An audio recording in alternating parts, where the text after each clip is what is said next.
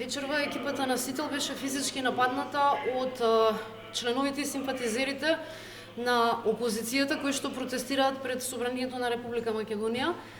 Ние вечерва професионално ги извршувавме своите уврски и навраќање кон автомобилот, почнувајќи од центарот на Скопје, значи од плоштадот Македонија, па се до Стара Грација, група од 10 на 15, предпоставувам алкохолизирани, не можам да тврдам, агресивни симпатизери на опозицијата, напуштајќи го протестот пред Собранието, цело време одеа позади нас, ја навредуваа и целата екипа на Сител и ни се закануваа дека физички ќе се пресметаат со нас. Ние не реагиравме, продолживме да се движиме низ плоштадот до нашиот автомобил.